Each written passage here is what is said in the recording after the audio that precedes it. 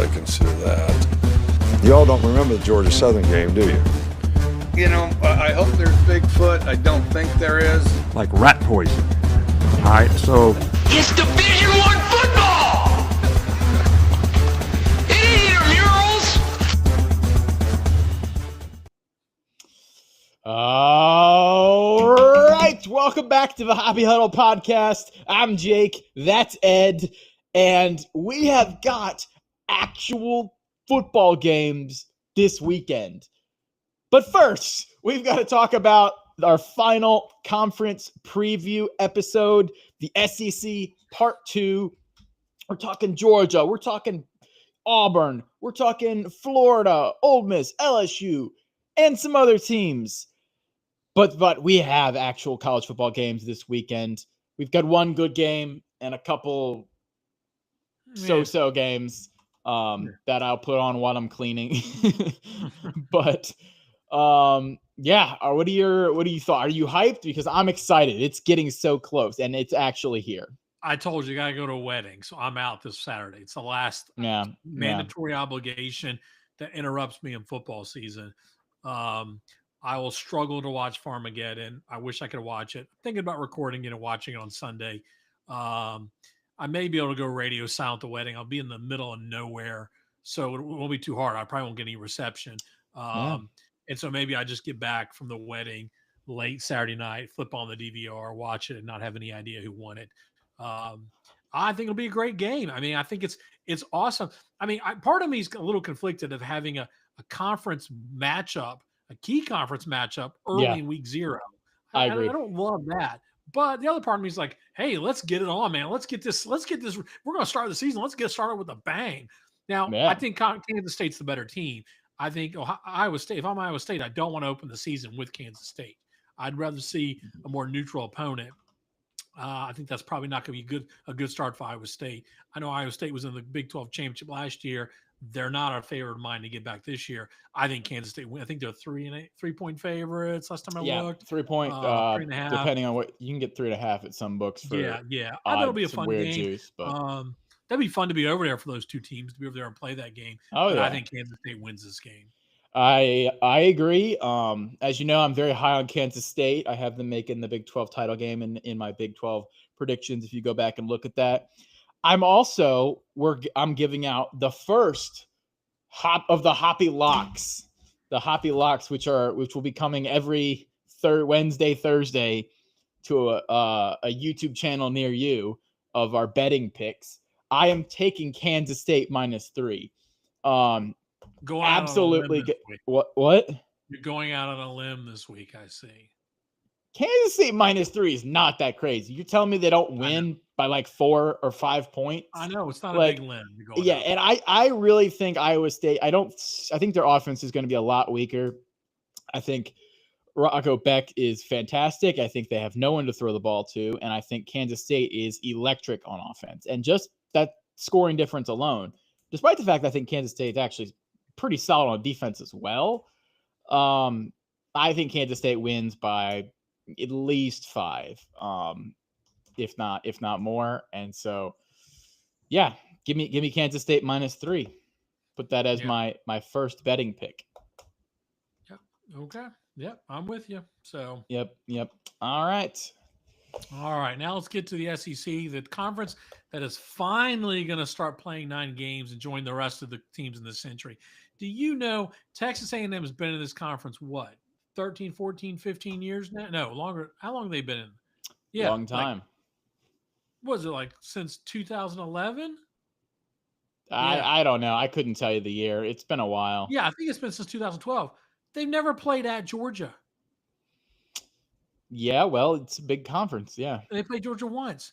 Okay, this is why they need to go to 9 games. They went to 9 games today. It was official for 2026 season. Everybody's going to have 3 fixed opponents and 6 rotating opponents. So at least you're going to get a chance. Hopefully. So if we do the math here, how many teams are in the conference? They 16? Also, I think key important thing with that is they are still requiring 1 Power 4 out of conference game from each SEC team as well. So say goodbye to Cupcake November. Yeah, which I think is actually good because I think it kind of forces some of those SEC, ACC rivalries to stay intact, which we all really love. Yeah. The Georgia, clean old fashioned hate, Palmetto Louisville, Bowl. Kentucky, Georgia Tech, Yeah. South Carolina, Clemson. Yeah. But finally, we're going to get rid of seeing the Mercer cupcakes on the schedule in the third week of November, which we all hate. I hate that. It's so dumb. It's just like it kills a week of like college football. It kills football. a weekend in prime football season. But we're going to see all these teams. So now when you have teams actually going 9-3, it was legit 9-3. They just don't have an extra win compared to everybody else. Now, the caveat with that is the SEC got the committee to agree to use enhanced metrics in their selection process. Again, none of these criteria are weighted. So, like, what does that even mean? They would use schedule strength anyway. I mean, it's garbage. Who knows what it? My personal opinion. No, the enhanced metrics include strength of record, which factors in whatever that means. Whatever it factors in like recruiting rankings, which I'm not a fan of. But my opinion is that the SEC made this deal with the committee, under the table, backdoor CFP and non-hat deal, is that they made this deal to increase to 9 games in order to get these enhanced metrics, which will then boost the SEC's strength of schedule and strength of record. So that 9th game, the extra loss on half the team's schedule, it doesn't matter as much. And so in reality, there's not going to be an increase or decrease in the amount of SEC bias or SEC selection that the committee shows. It's going to stay the same, which means that, they'll probably get more of a preference based on tougher schedules. I think that will, stay the same because the SEC locked in those metrics, even with the 9th game. They made this deal to get to the 5-11 model. That's what they did. Is that what you think? I think that's what it was. The Big Ten wasn't budging. The Big Ten was floating out that stupid other model. And I think that's why they did this deal. And they were going to get there eventually. They just had a little leverage at this point. But anyway, I don't want to talk this anymore. This is all right. Let's talk Let's get on to real football. Let's talk teams. Let's talk about real teams and talk about who's actually going to be good this year and who may not be so good this year. Right. I think first up, we've got to start in Athens with the Georgia Bulldogs, because, they have been the standard in the SEC for a while now. Won the conference last year, early exit in the playoff versus Notre Dame, but they are still one of the most talented teams in the country roster wise. Elite defense, elite along the lines of scrimmage, and Gunnar Stockton is their QB. A lot of people outside of Georgia seem to think that he's a downgrade from Carson Beck. I'm not that high on Carson Beck, which I stated in my Miami preview. So I think it's probably a push, even, or maybe even an upgrade. We'll see how that goes. But Gunnar Stockton, I think, played pretty well. In some of the times he was forced into action last year. Not so well against Notre Dame game, but that Notre Dame defense was, maybe the second best in the country last year. They've got good running backs. They're deep. Got Frazier and Phillips, correct, at the running back, I think. And the wide receiver position is interesting because they kind of had just like a bunch of strange, like fast people at wide receiver last year, and not actually solid receivers that would start on anybody else's team. And this year they've brought in some guys, Noah Thomas from A&M and some other guys to actually give Stockton some targets, which I think will with good offensive line protection will help him elevate the team. Tight ends are going to be good as always. Oscar Dale, Plus and Lucky, fantastic. And Zachariah Branch for USC help round out the offense. 4 starters back on the O-line. That was one of the best last year. So I think Georgia offense, I have high expectations for. I think be one of the best in the country. I think Georgia in general will be very good.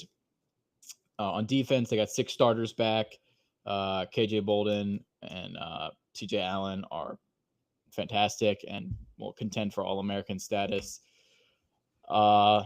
Yeah, I mean, it's a Kirby Smart defense. What else do you really want to know? One thing to note is they're not quite as deep as the Georgia teams in the past. Their starters are still at that same highest level that they've recruited, but they don't quite go 2 and 3 deep that they did, in the early 2020s. And when they were basically like Saban, Alabama in their depth. And that's due to the transfer portal and NIL and a lot of other factors. So health could expose some holes on this team, even if they're not super glaring at the ones positions. Yeah, this team is excuse me, obviously when you recruit this well, excuse me. When you recruit this well, you're going to be able to replace a lot of starters. You don't have the depth.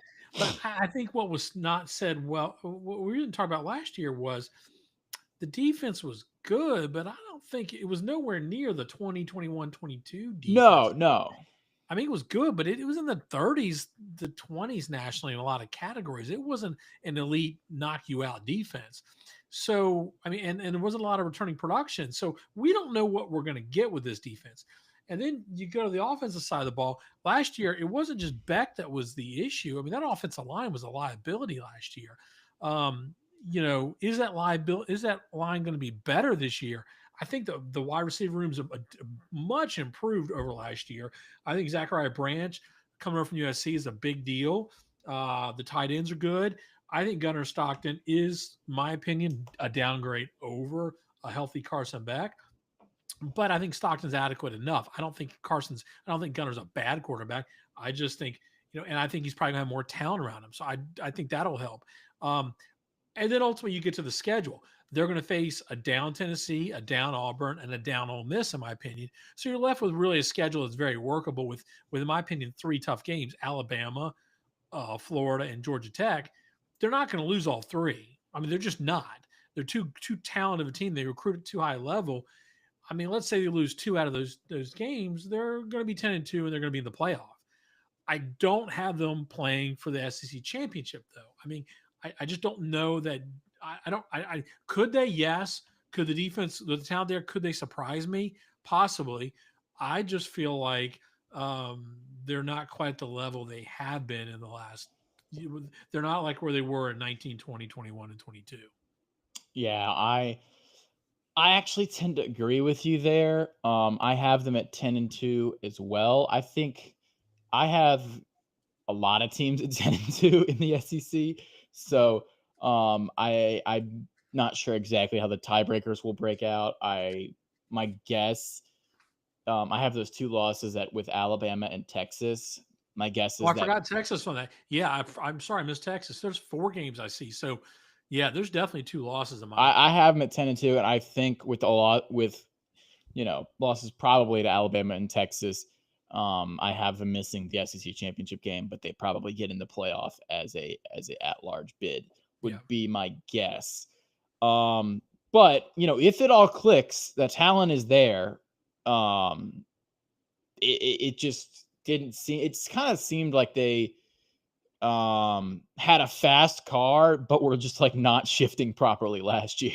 They had individually all of the parts of the car were fantastic, but then when you put it into drive and you started rolling through the gears, it was like making weird noises, and you're like, what's going on here? It's like they got the wrong tires on or something. I don't know.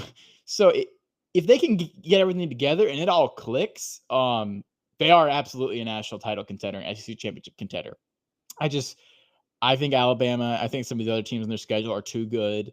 And not a easy schedule. But yeah, I think Alabama and Texas are their losses, and they win everywhere else. Yeah. Yep. Absolutely. So. Yep. All right. Moving on to the LSU Tigers. Go Tigers. Go Tigers. LSU with Brian Kelly. Garrett Nussmeier is the headliner here. He returns. He's extremely talented. He's getting lots of NFL love. I was on the Nuss bus early last year. I think, and I think I'm pumping the brakes a little bit on the Nuss bus. We're not getting off. We're just slowing back down to a reasonable speed. I'm seeing him mocked as a top 5 NFL draft pick. Hold on. Okay. Settle down. He's good. And their offense is going to be good, especially Barry Brown from Kentucky. The things we've been hearing from him out of camp have been like, apparently he's like that guy, the wide receiver. The O-line is really a question because they have to replace 4 starters, including Will Campbell.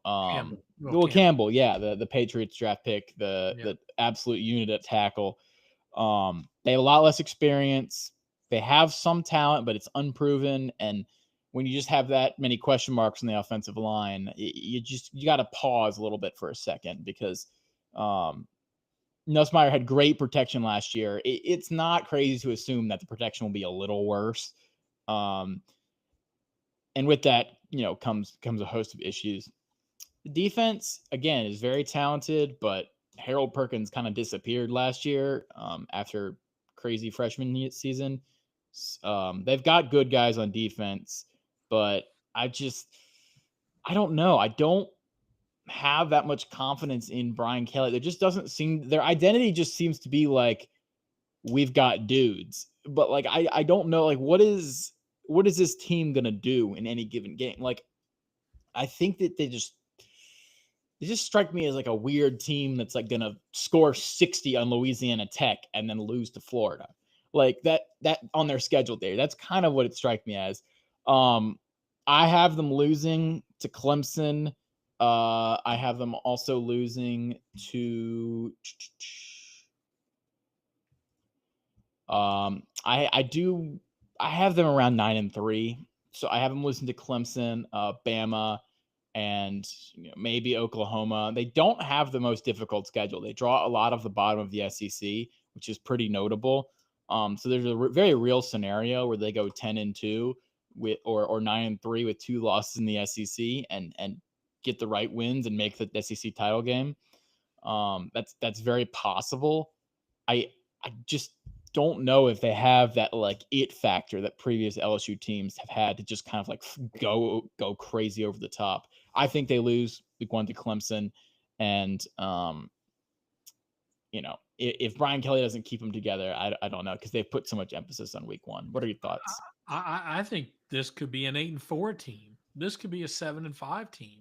Okay, the schedule's too easy to go 7-5. They could go to Ole Miss and lose. Texas A&M and South Carolina aren't gimmies. Okay. Oklahoma's not a gimme. I mean, okay.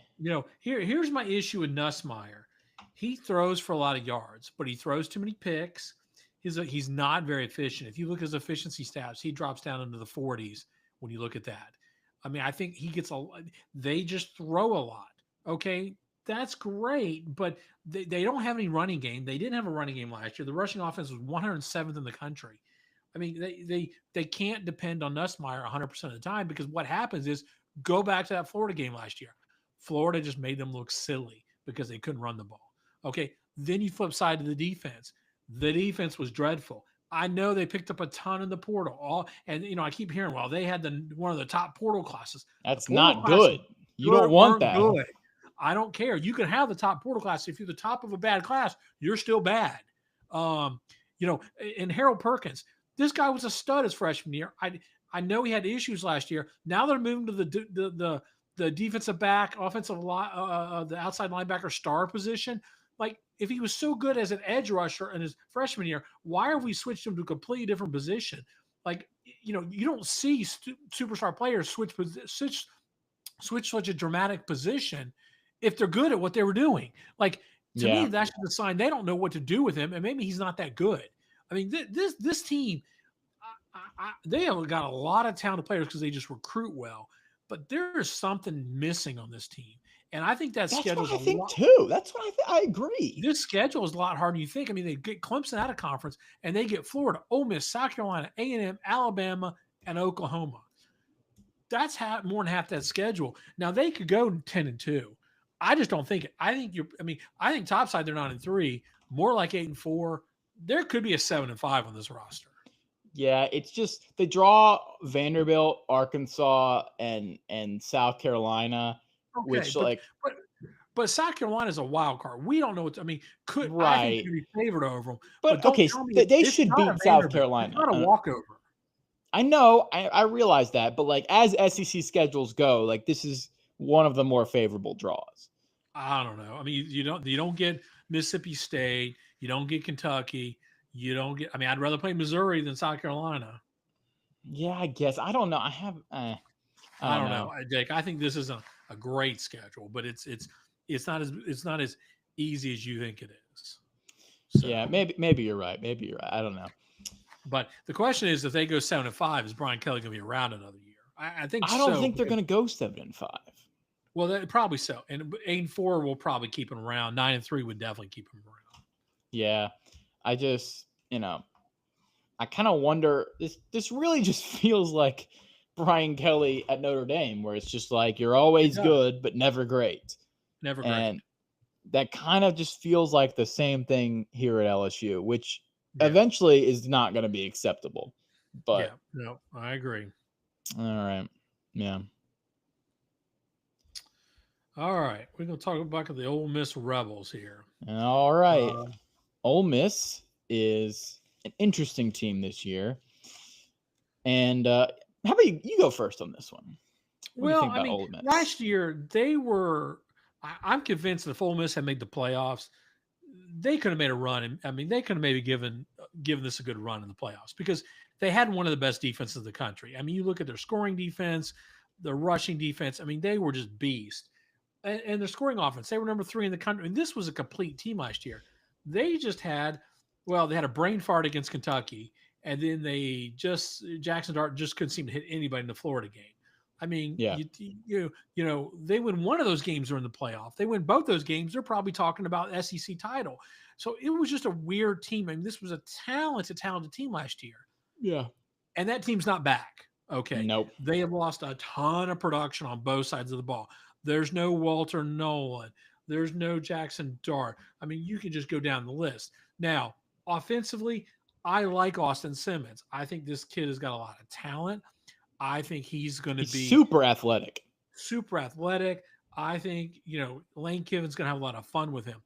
But they lost all 3 of their wide receiver starters, okay? Now they picked up some stuff in the portal. I actually think that wide receiver is one of their deepest positions. Maybe so, but they're all new guys coming in. Yes, they are. They're all new guys. They're not a lot of great superstars. When you're picking up Penn State wide receivers out of the portal, that didn't give me a lot of confidence. They got a 5-star freshman receiver, Caleb Cunningham. I know they got. You mean they got some dudes at receiver. I think Caleb receivers Odom. One of their. What is it? It was a Caleb Odom, right? No. Yeah. No, I thought it was Caleb Cunningham, but I could be wrong. They have another guy as well. But I think wide receiver is actually not going to be an issue for them. I think it's the lines of scrimmage that are going to be an issue for them. Well, yeah, it's not going to be the same. I mean, especially on the defensive side. But yeah, and ask Alabama fans what they think of Pete Golding. I mean, they just don't. So where, I struggle with this team because I don't think it's. Their recruiting is not on the level of Georgia, Alabama. So when you don't have the same portal class you had the last couple of years, are they going to? Everybody expects them to just come in and repeat, and I don't think it's repeatable. I don't think this team's going to be a playoff team. I don't think they're going to be at 10-2 or 9-3. It's not means they're going to be bad. It's just going to be a drop off. Yeah, I do think though that with their offensive potential, they could jump up and get somebody on an individual week. Just because of the skills they have and Lane Kiffin's play calling, and he always seems to score points. So I don't really rule that out, but I don't think they have, especially along the D line. One thing from last year is that their secondary really wasn't all that amazing. They just had incredible pass rush on the D line. So they didn't have to cover. They didn't have to cover very long. Right. Yeah. The pass defense actually really was. So even though they bring back guys in the secondary, they don't bring back that pass rush, and so because of that, I think their pass defense is actually going to be a lot worse this year. Their linebackers are very good. There's nothing wrong. Their linebackers are good, but I don't think they're going to have the same pass defense. And I think like a lot of teams are going to light them up. I think LSU will light them up. I think Georgia will light them up. I think Oklahoma, South Carolina, Florida will light that secondary on fire. Now maybe they'll probably be able to score with one or two of them. I have them at 7-5 with the losses to LSU, Georgia, Oklahoma, South Carolina, and Florida. That's kind of where I'm at. I could also see 8-4. Like I could see them beating, one of those teams, maybe South Carolina, maybe Probably Florida, so. Oklahoma. I have it 7-5, 8-4. Which first of all, context for historical Ole Miss, that's not a bad season in the SEC. But Lane Kiffin has set a high standard, winning double-digit games so many times at Ole Miss. I think Rebels fans are going to be a little disappointed this year. Yeah, absolutely. So, even though I love Austin Simmons, like he's going to be fun to watch. I cannot wait to watch him. Yeah. I'm looking. I think if you're Lane Kiffin, you're pretty excited about the future there. Yeah. Yep. 100% agree. All right. Florida. Let's talk Gators. about the Florida Gators. All right. You and I may differ on this one. I don't know. We'll see. What are your thoughts on Florida? This was one. It was an interesting team last year. They had to throw Lagway in, the number one quarterback recruit in the country. They had to throw him in because Mertz got injured, and lo and behold, he lived up to his hype when he was in there. When he was in there and healthy, the 6 full games that he played, he was 4th overall in the country in passing. Now, when he split time with Mertz or was injured, that offense fell apart. This is clearly, let me be very clear. I'm going to look straight in the camera. All right. When healthy, this is the best quarterback in college football, bar none. Okay. If he stays healthy, and we keep talking about this because he's had a few nagging injuries last year, a few nagging injuries in the offseason. If he's healthy, and I believe he will be, this is a playoff team. Okay. This team, because they're not only good offensively, they've got a ton of talent around him, but they've got good offensive and defensive lines. Jaden Ball was a freshman superstar last year, came out of the blue. They are high on him. They've got 2 great freshman wide receivers. They added J. Michael Sturdivant out at wide receiver, and then they've got returning wide receivers as well. Eugene Wilson is back after leading the team in 23 and having some issues with injuries last year. The defense is really what came along in the second half last year. So they got a lot of production back. This is a playoff. In spite of that schedule, DJ's healthy. They are going to be a force to be reckoned with. Now, if he gets banged up and nicked up with injuries, all bets are off because he drives this bus. He's the best player in college football if he's healthy. There is no doubt about it. But can he stay healthy? And I just don't know. The best player in college football is a wide receiver for Ohio State. Well, okay. Best player other than Jeremiah Smith. Okay. But as far as quarterbacks go, clearly he throws the ball like unlike anybody else. He's big, he's fast. He reminds me a lot of Cam Newton, only can throw the deep ball better. He is an amazing talent. NFL scouts are drooling all over him, but he's got to stay healthy. I have him going 10-2. I think they're going to be a playoff team. Yeah. I don't disagree with any of the individual points of your analysis, but the reason that Florida is not going to make the playoff is staring you right in the face right here. At LSU, at Miami, Texas, at A&M versus Georgia, at Ole Miss versus Tennessee. They're going to lose. That's a schedule. That is a schedule of a game. I think between Texas, LSU, and let's say LSU, Texas, Georgia, they lose 2 games maybe. Okay. And you're right. If he's completely healthy the whole season, they will be fantastic. But we play football in the real world where you get hit.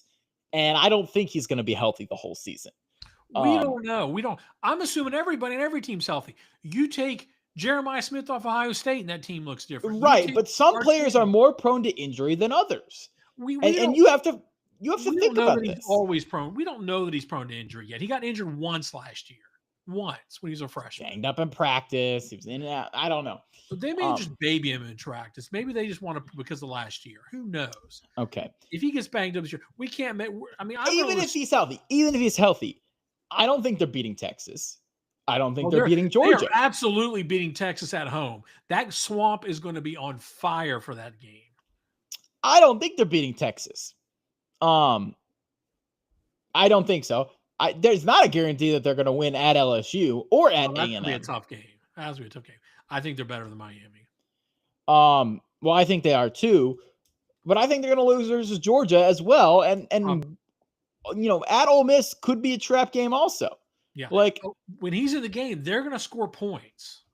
Yeah, I think, but like, I don't know. I don't know. I have them at 8-4. I have the losses. LSU, Texas A&M, Georgia. I had Billy Napier. Like, I don't know. I don't see it. I think people have got to chill out a little on the Florida hype. Obviously, brother goes there. If they do awesome, I will be rooting for them. But I think we got to just like temper expectations just a little bit. I think the potential for what you're saying is there. I just don't see that as the most likely scenario. And I think it's a lot more likely that they go 8-4, 9-3. I kind of have them at 8-4. I think at 9-3, if they get the right wins and the chaos falls around them, they could maybe make a play for the last at-large bid in the playoff. We'll see. I think, I don't know.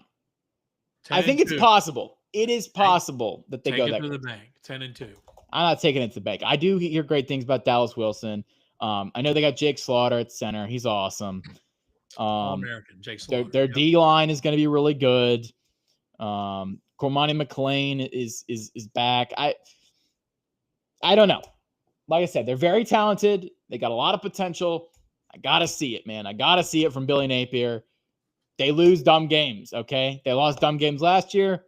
They could lose another dumb games this year. It's not out of the question. Go Gators. Go All Gators. right. All right. It's certainly possible. I'm just not predicting it. All right. Now we get to the other one. Now, the Auburn Tigers. Auburn, you would think, would have a lot in common with Florida, with the potential and the way they're going this season. In reality, I think they have a lot more common with Ole Miss and Tennessee. And that is because we don't really know how good Jackson Arnold's going to be. Like, we really don't. Okay, he wasn't good at Oklahoma, but there are a lot of reasons that is the case. So he could have been held back by Oklahoma. He does kind of have a confidence, like, deer in the headlights sort of look, which is not really what you want out of your quarterback. But again, this is circumstantial. You don't really know how he's going to be. He could be great. They have one of the best wide receiver rooms in the country, without a doubt. Cam Coleman, Eric Singleton, Perry Thompson, Malcolm Simmons. They are elite at wide receiver.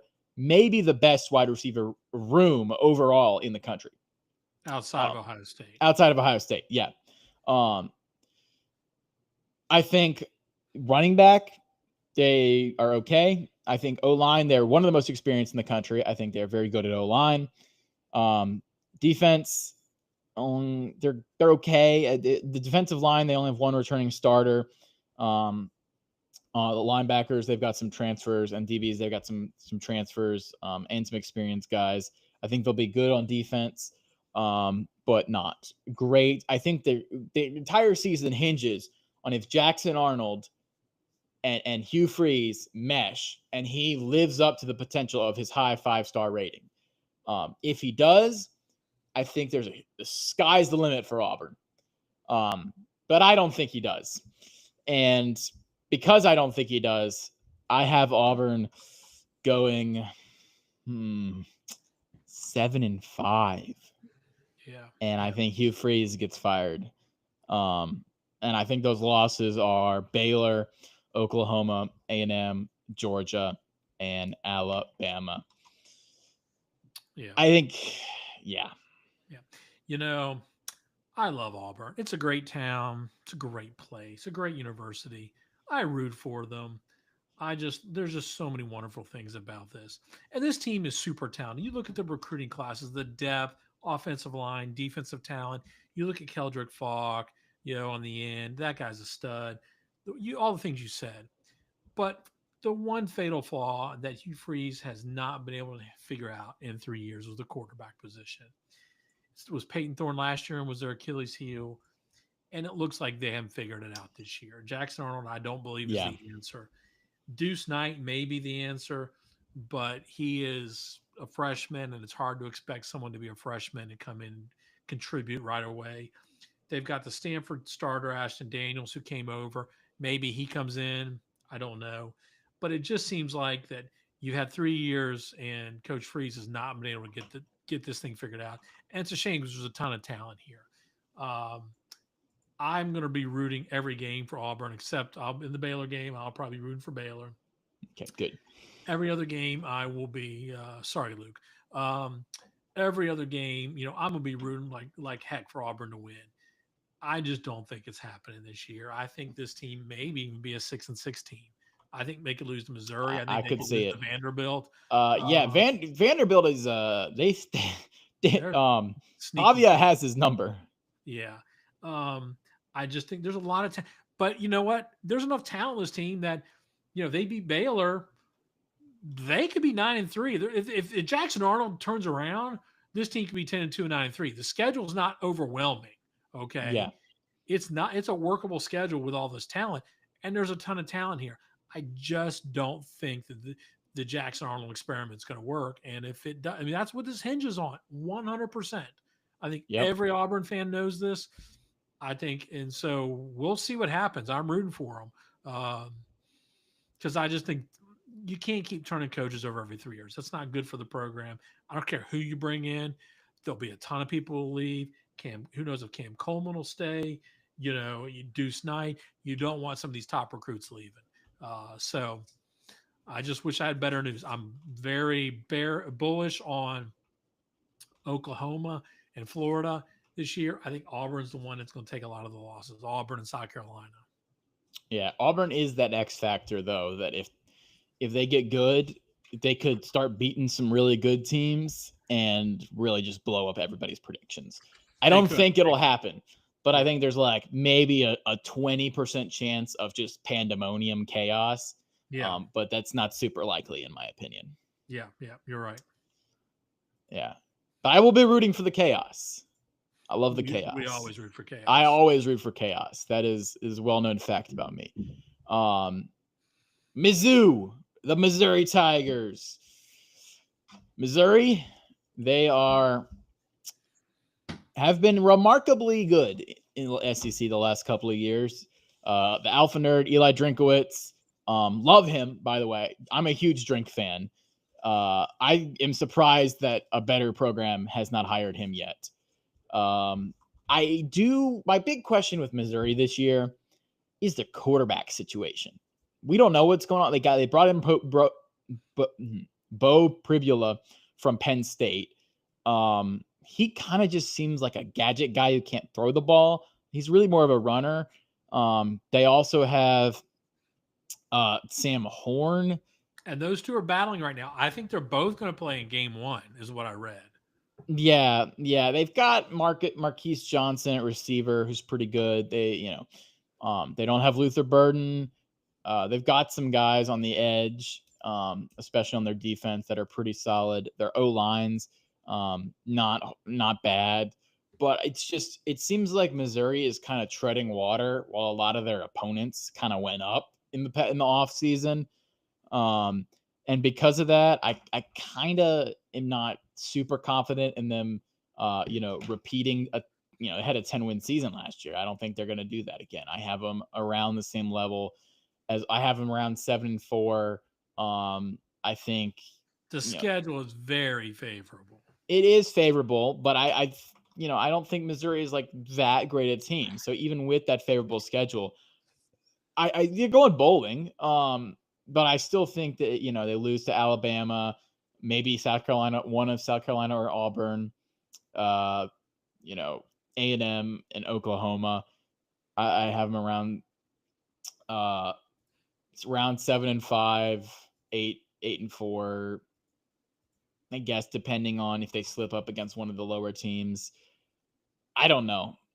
But I just don't think they have a very high ceiling. Like they don't have like X Factor crazy, like Luther Burden, guys like that could really like some of the guys that South Carolina has are way better than any of the dudes that Missouri has.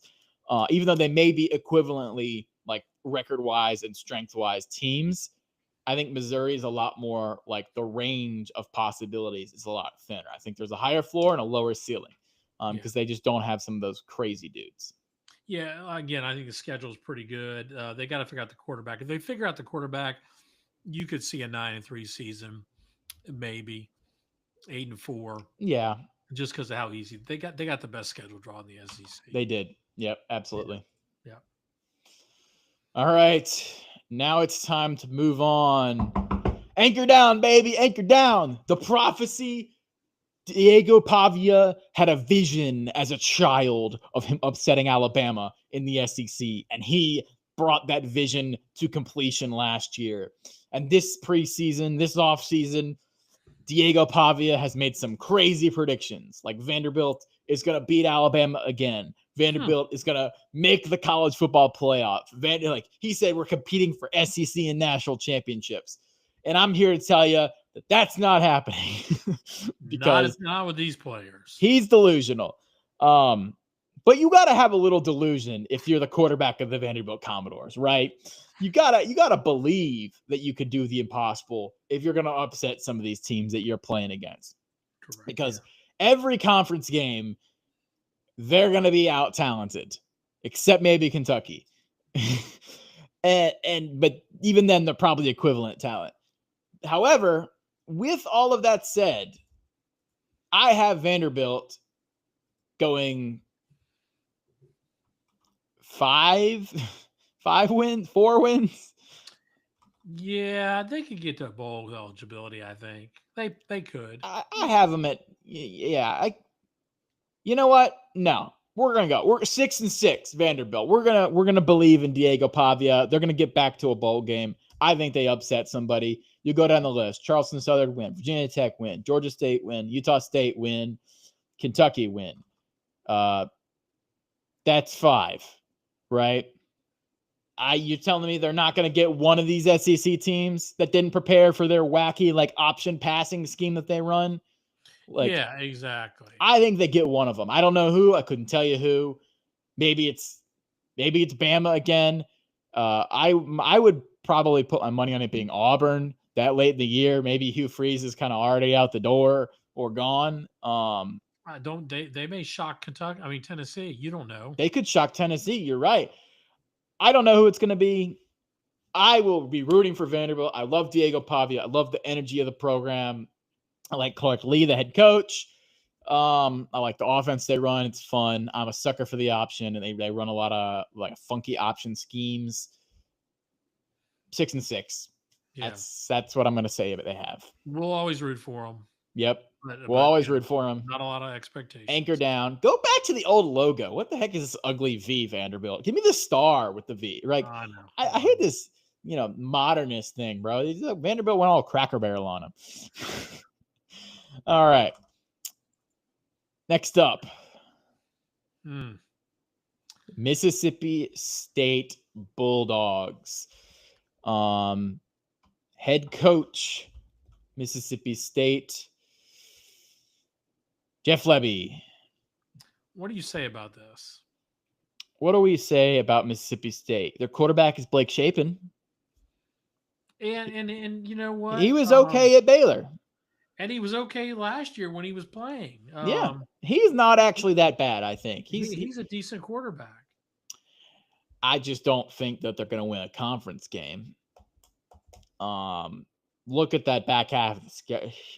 Look at that. Tennessee, A&M, Florida, Texas, Arkansas, Georgia, at Missouri, Ole Miss.